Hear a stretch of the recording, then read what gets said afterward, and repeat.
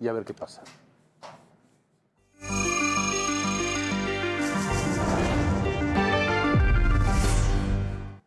Es increíble que en pleno siglo XXI sigan ocurriendo casos como este. 80 niñas y adolescentes fueron rescatadas de la casa albergue Las Mercedes, aquí en la Ciudad de México, porque se detectó actos delictivos. Este es el reporte. La jefa de gobierno, Clara Brugada, afirmó que en la Ciudad de México no se permitirá ningún tipo de abuso a menores de edad. Quien se atreva a tocar a una niña en esta ciudad será sancionado con todo el peso de la ley. Y más aún cuando se trata de menores que no tienen a su familia y que eso nos obliga más a todos a actuar de inmediato. Esto, luego del rescate de 80 menores del albergue Casa de las Mercedes, ubicado en la alcaldía Cuauhtémoc, tras una presunta agresión sexual contra una adolescente de 17 años. Lo más importante fue proteger a las menores de edad. Ellas están a salvo, están en un lugar cuidadas, atendidas, y estaremos esperando que continúen las investigaciones. Al parecer, la información que tenemos es que no solo fue este caso, pero no está confirmado, así que vamos a esperar a que continúen las investigaciones. La Fiscalía General de Justicia de la Ciudad de México cumplimentó una orden de aprehensión en contra de un hombre por el delito de violación agravada y contra 2 mujeres que estarían implicadas. Asimismo, existe una investigación en curso por el traslado de menores para realizar actividades domésticas en domicilios privados. La Fiscalía reconoce y agradece la valentía de la víctima, así como la actuación oportuna y comprometida del personal del DIF Ciudad de México.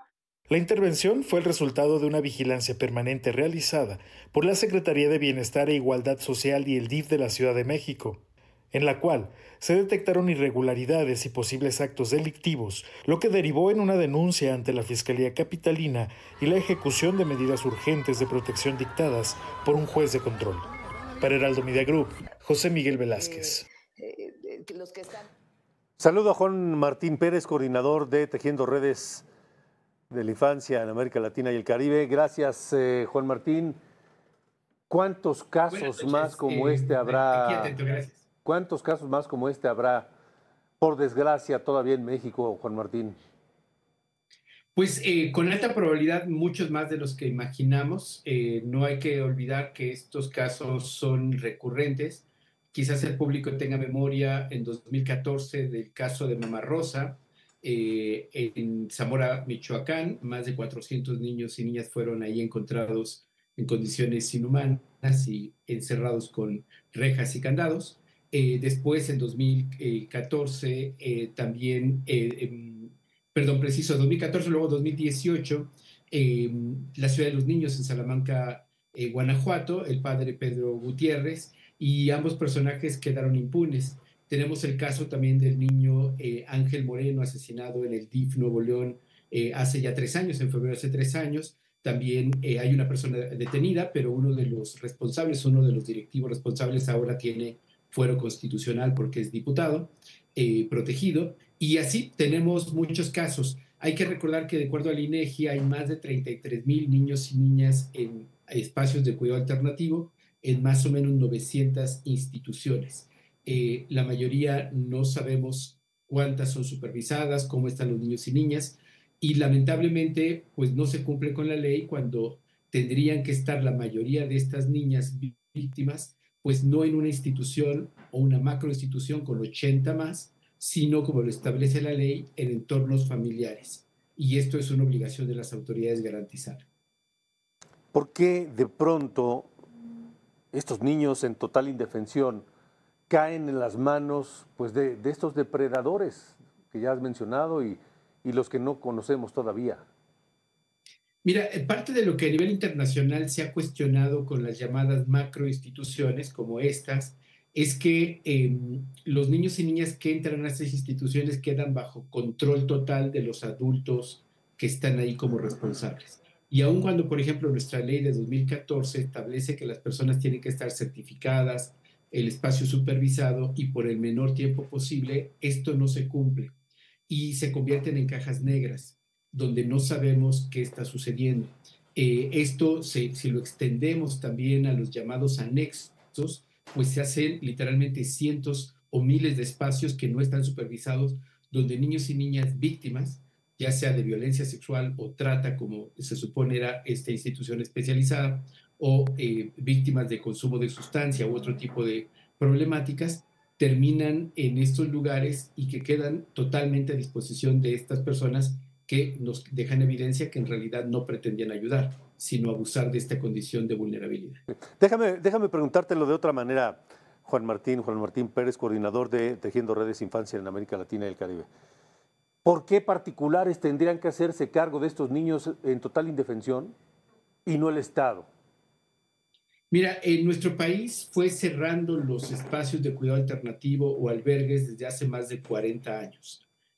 Hace 30 hubo un surgimiento importante de organizaciones sociales para responder a este vacío que generaba el Estado mexicano. Lamentablemente, pues ha costado mucho regularlo y sobre todo, y es muy importante esto destacar, que estas organizaciones, más de 900, con fondos privados no reciben la mayoría de ellas recursos públicos, precisamente en el abandono que tiene el Estado mexicano a estas poblaciones altamente excluidas. Entonces, se gestionan con fondos empresariales, comunitarios, de otro tipo, muchas en condiciones muy precarias, están obligados, independientemente del origen de sus recursos, están obligados a transparentarse y a ser supervisados, pero hasta el momento no hay un sitio público, cuando menos que conozcamos, donde el sistema DIF nacional y los sistemas DIF estatales informen cuántos niños y niñas están en cuántas instituciones públicas y también las de privadas, cuántos de ellos están en un proceso de reinserción a sus dinámicas familiares o a otras familias temporales o de la familia extensa, porque un niño o una niña que está en una institución por mucho tiempo enfrenta graves daños, no solo este riesgo a ser víctima de abusos o violencia, sino también deterioro cognitivo y una pérdida de habilidades sociales. Es que sigo sin entender por qué esta es una responsabilidad del Estado, no de particulares. Total. ¿Por qué el Estado no asume el cuidado y custodia de estos menores en total indefensión y les da, pues eso, atención, cuidado, guía y los ayuda a salir adelante en sus vidas, cuando es la responsabilidad del Estado y no, pues, delegarla en particulares que en algunos casos, en no pocos por desgracia, se prostituyen y deterioran como lo estamos viendo.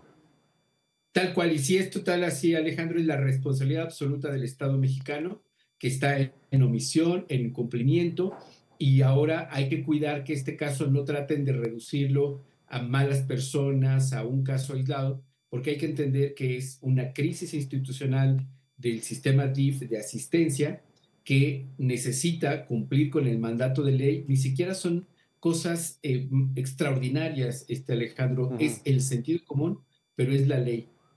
Espacios supervisados, el menor tiempo posible que estén niños y niñas, y obviamente la institucionalización tiene que ser la última opción y no la primera, como se está dando con niños y niñas pobres, niños y niñas indígenas y otros que están en una condición de alto riesgo. Tal vez deberíamos enfocarnos al origen, a la raíz de todo esto y hacer presión para exigir que el Estado asuma esa responsabilidad y que no la siga delegando en particulares con las consecuencias que estamos viendo.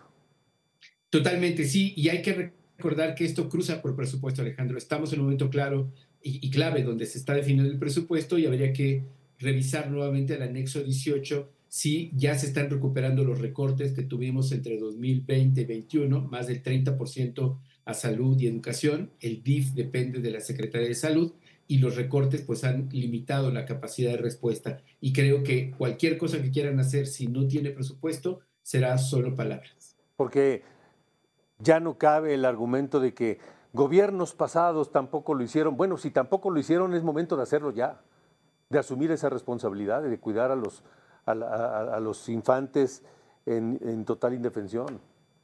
Y complemento, totalmente de acuerdo contigo, ya no se puede responsabilizar al pasado, pero incluso, y esto personalmente se lo explicamos al expresidente López Obrador cuando era candidato en su casa, 30 de abril de 2018, que independientemente de sus promesas, independientemente de lo que quisiera comprometerse públicamente, estaba escrito en la ley y solo por llegar, precisamente proponiéndose, tenía la obligación de cumplirlo. Las personas que se postularon para cargos públicos y ahora tienen una responsabilidad al frente del gobierno federal, los gobiernos estatales, en las letras chiquitas sabían que todo eso existía, en las letras grandes saben que es su obligación y eso tenemos que exigirlo. Es solamente que cumplan con la ley. De acuerdo. Juan Martín Pérez, gracias por haber estado aquí. Muchísimas gracias, Alejandro. Muy buenas noches. Gracias, gracias. Bueno, pues vamos a cambiar de tema porque otra vez Gerardo Fernández Noroña. Fernández Noroña se fue a